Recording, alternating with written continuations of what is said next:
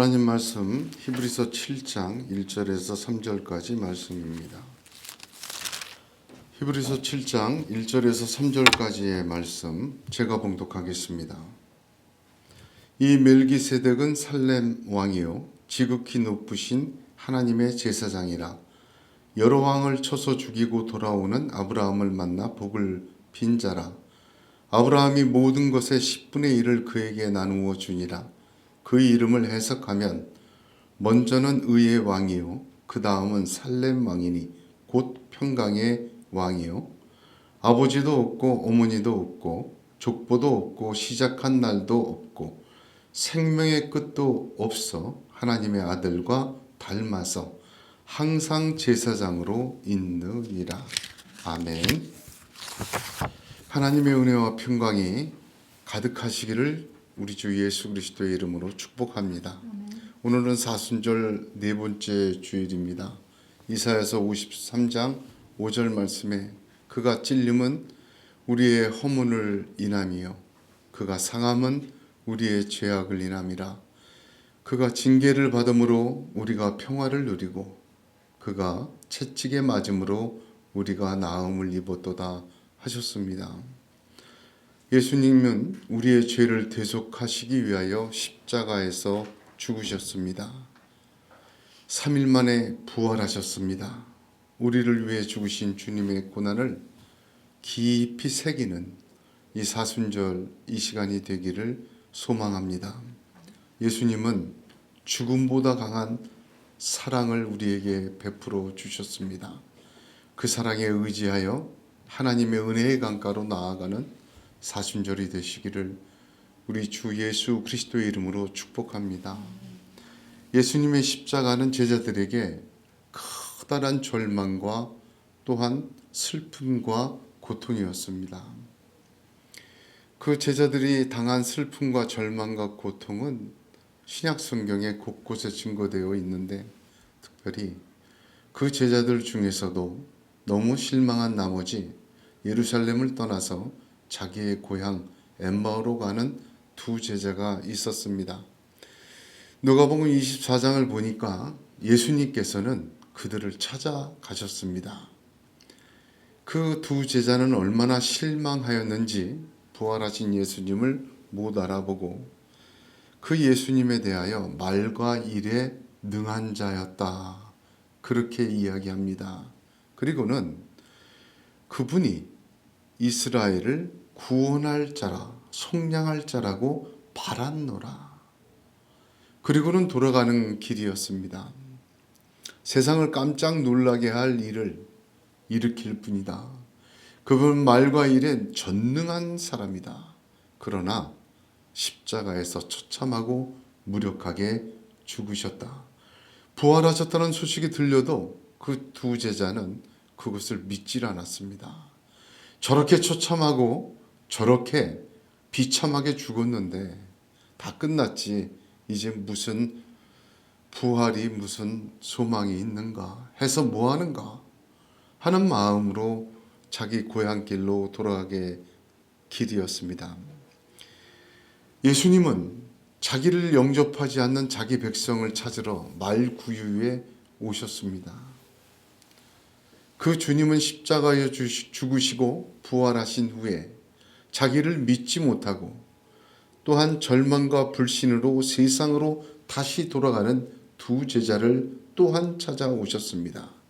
그리고는 그들에게 미련하고 선지자들이 말한 모든 것을 마음에 더디 믿는 자들이요. 그리스도가 이런 고난을 받고 자기의 영광에 들어가야 할 것이 아니냐 하시고 이에 모세와 모든 선지자의 글로 시작하여 모든 성경에 쓴 바 자기에 관한 것을 자세히 설명하시니라 하셨습니다. 그들은 미련하고 더디 믿는 자들이었습니다. 예수님은 그 미련하고 더디 믿는 자들에게 구약 성경을 통하여 자기에게 증거한 것을 다 풀어주셨습니다. 그러자 그들의 눈이 떠지고 가슴이 뜨거워지고 예루살렘을 등졌던 그들의 발길은 다시 예루살렘으로 향하여 돌아가는 그러한 믿음의 역사가 일어나게 되었습니다. 여러분, 이것이 오늘날 저와 여러분이 히브리서를 꼭 들어야 되는 이유입니다. 히브리서는 매우 구약적입니다. 어떻게 보면 많은 분들이 히브리서를 강해를 안 해요. 이미 다 지난 얘기인데 해서 뭐하나 하는 말도 있습니다. 히브리서는 모세로부터 시작하여 선지자의 그 글과 율법과 대제사장의 이야기입니다. 이는 당시 율법으로 살았던 유대인들에게도 쉬운 이야기가 아닙니다. 그들은 예수를 믿고 이미 구약의 율법은 완성되었고 구약의 절기와 모든 것은 다 폐지되었다고 들었습니다. 그들이 복음을 듣고 예수를 믿은 후에는 자기들이 믿었던 이 구약적 유대인적 율법적 삶은 우리를 구원할 수 없고 예수 그리스도의 십자가의 은혜로 구원받는다는 것을 믿고 하나님의 사람 그리스도인들이 된 사람들입니다. 그런 그들에게 바울은 다시 구약의 이야기를 가지고 그 모세와 선지자들과 율법과 대제사장의 이야기를 가지고 히브리서를 썼습니다. 왜 그렇습니까? 미련하고 더디 믿는 자들이기 때문입니다. 바로 그들이 미련하고 더디 믿는 사람들이었기에 바울은 예수님의 방법 그대로 모세와 선지자 및 성경에 관한 예수의 이야기를 다시 풀어주는 것입니다. 인생의 발길이 예루살렘을 등지고 마음이 절망으로 가득 차 있는 사람, 다시 가슴이 뜨거워지고 발길이 돌려지는 그 역사는 예수님이 하신 이 방법 외에는 없는 것입니다. 그것이 그 유대인들에게 히브리서가 필요한 이유였습니다. 오늘날 예수를 믿는 저와 여러분들, 이 히브리서를 하나님께서 성경으로 주셨다는 것을 인정하고 은혜로 받고 말씀을 들어야 돼요. 아니, 목사님 대제사장 이야기, 멜기세덱 이야기 구약부터 설명하니까 알기도 힘들고 지금 나와 지금 내 믿음과 무슨 상관이 있는가? 그렇지 않습니다. 우리 또한 미련하고 더디 믿는 자들이기 때문입니다. 우리의 가슴이 뜨거워지고 우리의 발길이 돌려지고 우리의 눈이 떠지는 것은 바로 그 말씀 속에서 예수 그리스도가 풀어지고 또한 들려지는 것이 예수님의 방법, 하나님의 통로였기 때문입니다. 엠마오로 가던 사람들은 다시 엠마오로 돌아가지 않았습니다. 엠마오를 향했던 그 발길이 예루살렘으로 돌려지고 예루살렘에서 다시 엠마오로 가지는 못하였습니다. 하나님의 방법은 완전합니다. 하나님의 방법은 온전합니다. 세상을 뒤집어 놓을 분으로 예수를 믿습니다. 자기의 인생을 뒤집어 놓을 분으로 예수를 믿습니다. 부활을 알고 또한 들었지만 믿지 않고 살아갑니다. 그분이 행하신 대속은 은혜로 받았지만 그분이 말씀하신 천국과 심판과 거듭남과 새로운 생명의 삶은 전혀 나와 상관없는 것으로 던져놓고 있기 때문입니다. 이거 미련한 거예요. 이게 더디 믿는 겁니다. 어쩌면 그때 이후로 2000년 동안 미련하고 더디 믿는 자들은 교회 안에서 우리 주변에서 우리 가운데서 상당수 많이 있는 것입니다. 그래서 하나님께서는 성령님의 역사로 히브리서를 그때의 유대인들에게 뿐만 아니라 지금 저와 여러분에게도 주고 계십니다. 그것이 하나님의 방법이요, 그것이 다시는 엠마오로 돌아서지 않는 발길을 돌리는 유일한 방법이기 때문입니다. 오늘 본문은 멜기세덱으로 시작합니다. 대제사장 예수 그리스도에 대하여 증거하는 시작입니다. 그 시작을 멜기세덱으로 하고 있어요. 사실 멜기세덱의 이야기는 5장에서 9장까지 나옵니다. 히브리서 전체가 몇 장이죠? 13장이에요. 5장에서 9장까지면 6장입니다. 거의 절반이 이 이야기예요. 얼마나 중요한 이야기인지 모릅니다. 멜기세덱은요, 성경에 단 3번만 나와요. 창세기 14장에 보면 소돔과 고모라 성에서 롯이 살고 있었는데 북방의 왕들이 와서 소돔과 고모라 성을 다 멸하고 재산과 사람을 다 포로로 끌고 갔어요. 북방 쪽으로. 지금의 네바론 쪽으로. 거기에 롯과 그의 가족들도 같이 다 포로로 끌려갑니다. 아브라함이 그 소식을 듣고는 자기가 사병으로 기르던 380명을 데리고 쫓아가요. 어디까지? 단까지 쫓아갔다래요. 한국으로, 대한민국으로 말하면 단이면 압록강 끝이에요. 최북단까지 쫓아가서 그 왕들을 다 파하고 자기 롯을 구한 뿐만 아니라 소돔과 고모라 성 시민까지 다 구하고 탈취당한 재산까지 다 찾아가지고 돌아옵니다. 그 돌아오는 길에 멜기세덱이 등장해요. 밑도 끝도 없이 등장합니다. 멜기세덱이 등장하여서 아브라함이 그에게 멜기세덱이 복을 빌어주고 아브라함이 그에게 11조를 드렸다. 그리고 없어져요. 그 이야기가. 그리고는 시편 110편.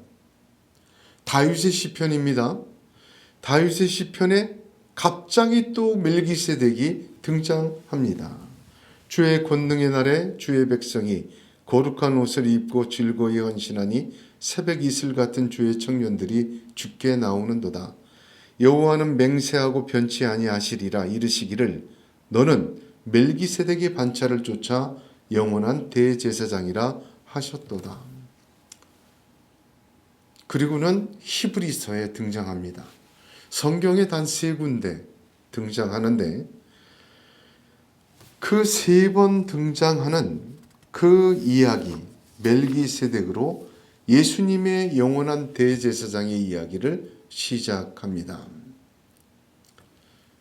오늘 우리가 멜기세덱 이야기 3번밖에 등장하지 않고 아무도 모르는 이 이야기를 왜 들어야 합니까? 하나님이 왜 들려주십니까? 미련하고 더디 믿는 자이기 때문입니다. 이걸 기억하셔야 돼요. 예수님은 영원한 대제사장이시다.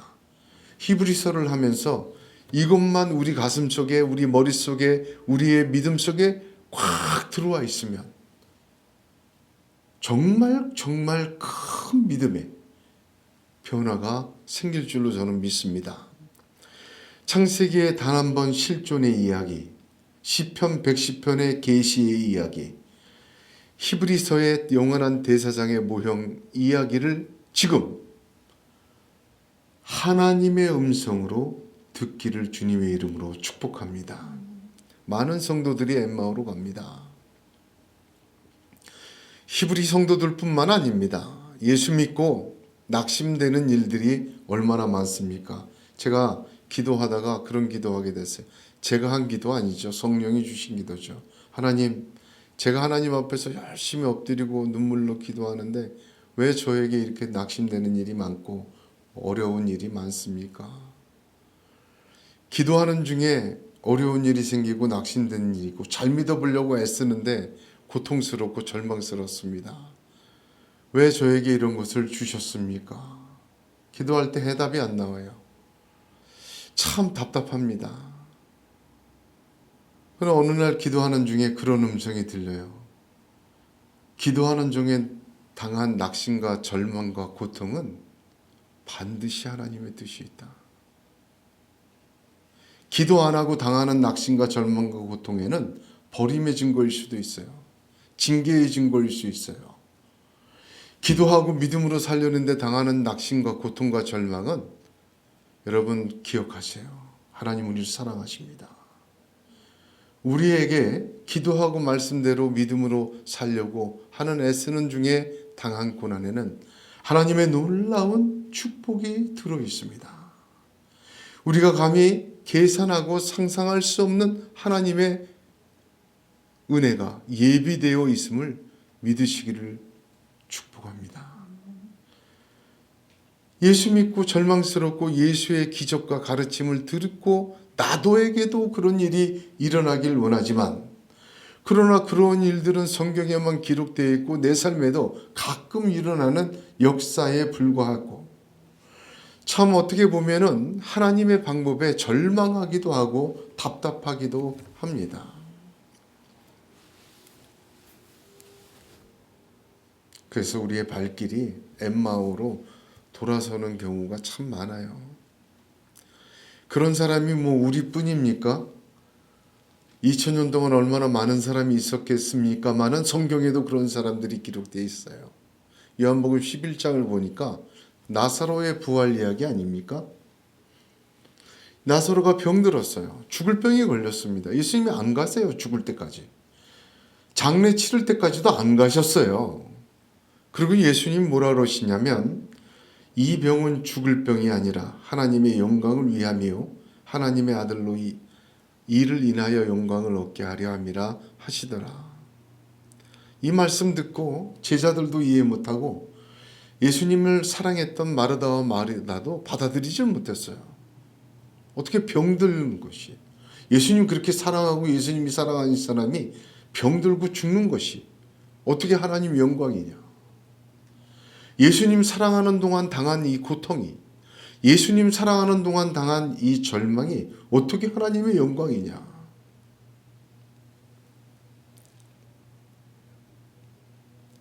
받아들이지 못하고 원망했죠. 엠마오로 갔습니다.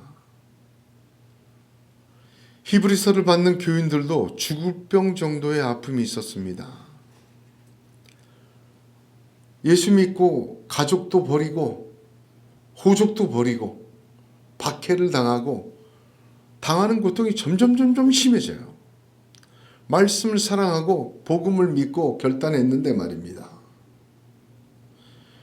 너무 실망하고 절망하면 눈이 어두워집니다.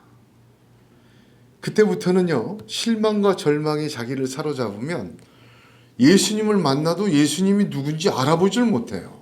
엠마오로 가는 두 제자가 그렇습니다.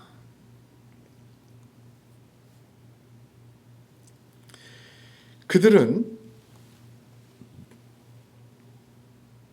다시 오병이어의 기적이 눈앞에서 벌어지고 물이라도 걷는 기적이 일어나면 모를까, 절대로 다시 회복될 가능성이 없는 사람들이었고 그런 기적을 바랐습니다. 성경을 보니까 이런 기적과 역사를 보고 예수를 따랐던 사람들은 결국 다 돌아섰더라고요. 제자들까지도 결국은 돌아섰더라고요. 실제로 가슴이 뜨거워지고 믿음이 변화되고 발길이 돌려지고 눈이 떠지는 역사는 성경을 통하여 말씀을 듣고 주님을 발견했을 때입니다. 이게 하나님의 방법이지만 정말 동의가 되는, 그럴 수밖에 없다라는 무릎을 탁 치게 해요. 예수님은 그들을 찾아오시고 성경을 풀어 모세와 선지자의 글을 풀어주십니다. 오늘 저와 여러분이 영원한 대제사장이라는 말씀 앞에 서 있습니다. 그리고 그 시작을 멜기세덱, 성경에 단 3번만 나오고 실존의 이야기는 한 번, 계시의 이야기는 시편 110편에 한 번, 또 영적으로 해석하는 이 히브리서 3번만 만나는 멜기세덱으로 시작합니다. 이 멜기세덱의 이야기를 통하여 말씀을 풀어주실 때 저와 여러분의 눈이 떠지는, 저와 여러분의 발길이 돌려지고 다시 가슴이 뜨거워지는 성령의 역사가 있기를 주님의 이름으로 축복합니다. 하나님의 말씀은요, 모든 사람에게 뿌려졌어요. 그런데요, 하나님의 말씀은 아무나 돌판을 제멋대로 가지고 있는 것을 원치 않으세요. 마음과 정성과 뜻을 다해 사랑하는 자에게 하나님은 당신의 말씀이 담겨지길 원해요. 그래서 모두에게 주지만 모두에게 깨닫는 것은 아닙니다. 들을 귀 깨닫는 마음, 보는 눈은 하나님의 큰 축복입니다. 간구하고 사모하는 자에게 하나님은 허락하세요. 그 귀한 말씀을 정말 생명보다 귀한 것으로 붙드는 자에게 하나님은 하나님의 말씀을 열매 맺게 하십니다. 능력 있는 그릇이 아니라 깨끗한 토기에 하나님은 하나님의 뜻 담기를 원하십니다. 오늘 저와 여러분의 엠마오로 가는 그 여정에 그 식은 마음, 미련하고 더디 믿는 모든 것이 예수님의 방법으로 다시 뜨거워지기를 원합니다. 예수님은 우리를 찾아오십니다. 풀어주시기를 원하십니다. 예수님의 그 방법으로 멜기세덱을 들음으로 저와 여러분에게 하늘 아버지께서만 주실 수 있는 은혜와 역사가 나타나기를 간절히 소원합니다. 오늘 저와 여러분에게 멜기세덱을 주셨는데 시작을 멜기세덱에 대한 설명을 오늘 본문이 하고 있어요. 마치 설교하시는 것처럼 멜기세덱은 이런 것이다 라고 풀어주고 있습니다. 자, 본문에 멜기세덱을 어떻게 풀어주고 계십니까? 의의 왕, 평강의 왕, 지극히 높으신 하나님의 제사장, 하나님의 아들과 닮은 자, 참 많이 설명해 주십니다. 멜기세덱이라는 말의 뜻이 세덱이 체데크라는 히브리어예요. 의라는 뜻이고 멜이라는 뜻이 왕이라는 뜻입니다. 멜기세덱 단어 자체의 의미는 의의 왕이라 그런 뜻이지만 오늘 히브리서에서 바울은 이렇게 의의 왕, 평강의 왕, 지극히 높으신 하나님의 제사장, 하나님의 아들과 닮은 자. 여기 닮다라는 말은 헬라어를 찾아보면 동일한 존재, 동일한 근원에서 나온 존재라는 그런 뜻이에요. 그러니까 비슷하다가 아니라 여러분 진흙에서 하나는 진흙을 떼서 하나는 토기를 만들고 하나는 뭐를 만들죠? 그릇을 만들었다고 해요. 자, 그것의 재료는 무엇입니까? 진흙이 동일해요. 그 뜻이에요. 모양은 좀 다르지만 그러나 같은 거예요. 그래서 닮다 그런 뜻입니다. 아버지도 없고 어머니도 없고 족보도 없고 시작한 날도 없고 생명의 끝도 없다. 그게 닮았다는 거예요. 같은 존재라는 거예요. 여러분, 아버지 있고 어머니 있고 족보가 있고 시작한 날이 있고 생명의 끝이 있는 자는 누구입니까? 육신의 존재입니다. 그것이 없는 자는 육적인 존재가 아닌 신적인 존재예요. 같은 거라요. 멜기세덱은 그러한 자다. 다시 말해서 멜기세덱은 대제사장이라는 것은 이스라엘이 출애굽하고 아론부터 시작해서 시작한 제도적 장치였어요. 그러나 사실 영원한 대제사장은 이미 있었다. 아브라함 때부터. 멜기세덱이 영원한 대제사장 예수 그리스도를 예표하고 있다. 그것을 설명하고 있는 것입니다. 자, 오늘 말씀에 가장 중요한 잊어버리지 말아야 될 것. 정말 우리가 귀하게 받아야 될 하나님의 지혜는 뭡니까? 멜기세덱은 예수 그리스도의 부활하시고 승천하신 후 하늘 보좌에 지금 앉아 계신 직무적 특성을 계시해 주는 것입니다.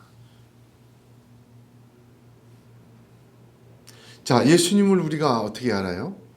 하나님의 아들이에요. 창조 때부터 계셨어요. 요한복음에 나오죠.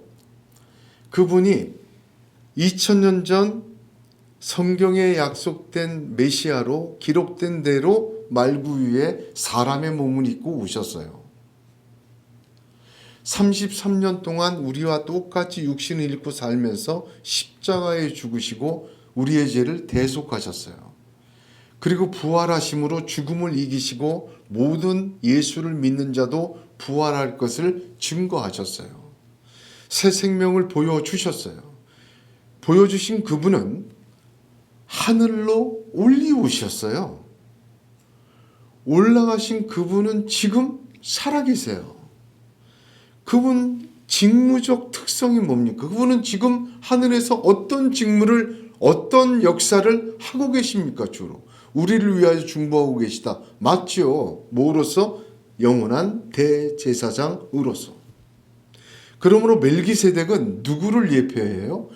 부활하시고 승천하셔서 하늘 보좌 우편에 앉아 계신 의의 왕, 평강의 왕, 지극히 높으신 하나님의 제사장, 하나님의 아들의 그 영원한 대제사장의 직무적 특성을 예표하는 자가 멜기세덱이에요. 이게 굉장히 중요한 말입니다. 어렵습니까? 아니죠. 생소하죠. 이해하기 어려워요? 아니죠. 거의 처음 듣는 얘기니까.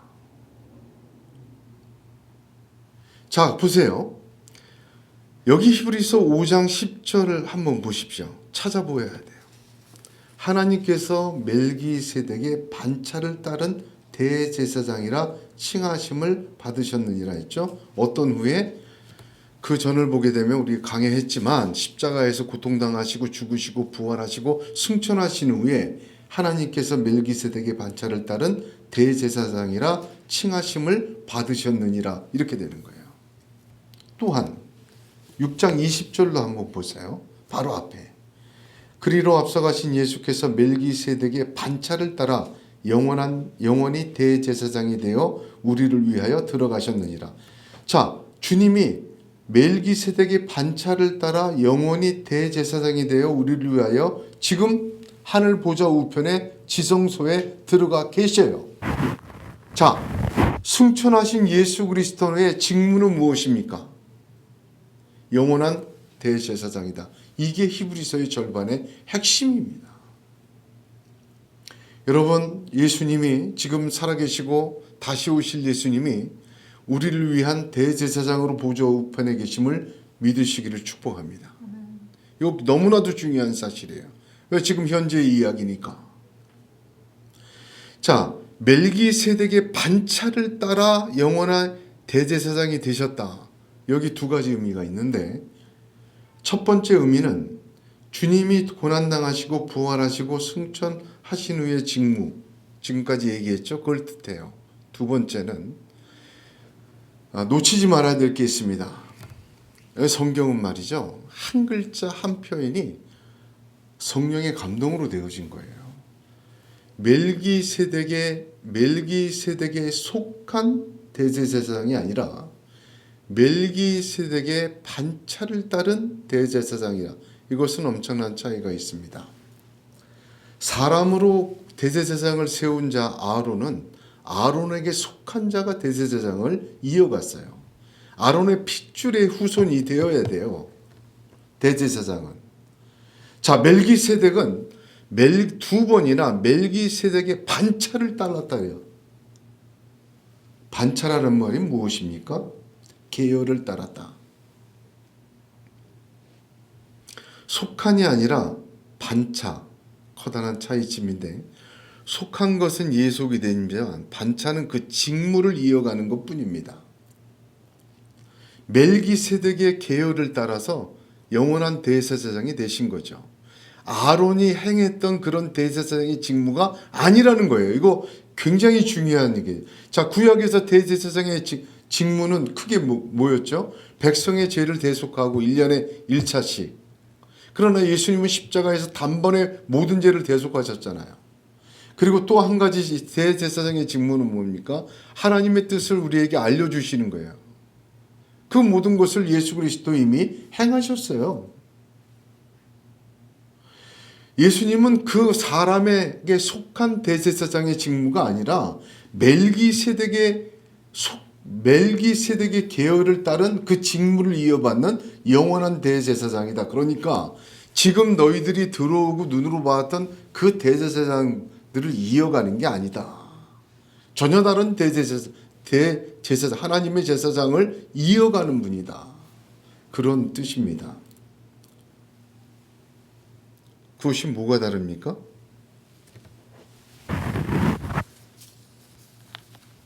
오늘 말씀에 7장 1절에 이 멜기세덱은 이렇게 시작하고 1절 맨 마지막에 뭐라고 되었죠? 아브라함을 만나 복을 빈 자라. 이거 굉장히 중요한 글이니까 밑줄을 쳐놓으십시오. 복을 빈 자라. 왜 중요한가 하니요. 왜 중요한가? 예수님의 지상 마지막 사역이 뭐였습니까? 지상에 계실 때 마지막 사역이 축복이었어요. 자, 승천하시기 전에 그 모습을 누가복음 24장 50절 51절에 이렇게 기록합니다. 예수께서 그들을 데리고 베다니 앞까지 나가사 손을 들어 그들에게 축복하시더니 축복하실 때 그들을 떠나 하늘로 올려지셨다 했습니다. 자, 예수님의 지상 사역 마지막이 무엇입니까? 십자가에서는 저들을 용서하여 주옵소서. 다 하셨어요. 다 이루셨어요. 그러나 지상에서의 마지막 예수님의 사역은 무엇이었습니까? 손을 들어 축복하신 거예요. 축복하시면서 하늘로 올려주셨어요. 그게 예수님의 마지막 사역이에요. 지상의 이 마지막 사역은 어디로 이어집니까? 하늘의 영원한 대제사장 보좌 우편에 앉으신 예수 그리스도의 직무로 이어집니다. 그래서 창세기 14장에도 멜기세덱은 뜬금없이 나와서 떡과 포도주를 아브라함에게 주어요. 성만찬을 예표하죠. 그리고는 그에게 복을 빌어줘요. 이유도 없습니다. 그리고 아브라함은 그에게 11조를 드려요. 자, 멜기세덱이 아브라함에게 실존적으로 했던 일이 무엇입니까? 복을 빌어주고 떡과 포도주를 준 거예요. 예수님은 멜기세덱의 반차를 따른 대제사장이에요. 즉 아론이 행한 사람으로 세운 대제사장의 역할이 아니라 멜기세덱이 행한 그 직무를 이어받고 지금 행하고 계시다 그 말입니다. 그 이름 무엇입니까? 축복하시는 거예요. 복을 빌어주시는 거예요. 영원한 대제사장으로 보좌 우편에서 예수 그리스도는 지금도 하늘로 올리우실 때 손을 들어 축복하시고 축복하실 때 올라간 것처럼 보좌 우편에서도 지금도 저와 여러분을 위하여 축복하고 계십니다. 할렐루야. 세상의 모든 사람은 죽었습니다. 위대한 인물도 다 날 때가 있고 죽을 때가 있고 그가 남긴 기록이 있고 행위가 있습니다. 말도 있지만 그러나 죽었습니다. 우리가 예수를 믿고 있다는 것, 우리가 예수를 붙들고 있다는 것, 그 예수님은 살아계십니다. 우리의 영원한 대제사장이 되어 하나님 바로 우편에서 우리를 위하여 축복하고 계십니다. 사랑하는 성도 여러분, 이것이 우리의 발길이 예루살렘으로 돌아가야 될 이유입니다. 지금도 나를 위하여 축복하고 계신 그리스도 예수를 알게 하신 하나님을 찬양합니다. 우리의 판능과 우리의 눈과 우리의 처지가 아닌 그리스도 예수께서 보좌 우편에서 축복하신다는 그 성경의 증거가 저와 여러분의 식은 가슴을 뜨겁게 하기를 축복합니다. 그 예수님의 축복으로 우리가 위는 쳐다보지 못하고 막힌 담과 끝없는 낭떠러지를 바라보며 고정되어 있는 눈이 열려지기를 원합니다. 사랑하는 성도 여러분, 모든 성도는 예수님 이후의 모든 축복은 승천하신 예수 그리스도의 권세 아래 주어지는 복임을 믿으시길 바랍니다. 그 예수 그리스도께서는 모든 정사와 권세를 다 가지고 계시고 지금도 살아계셔서 교회를 통하여 통치하고 계시는 분임을 믿으시기를 바랍니다.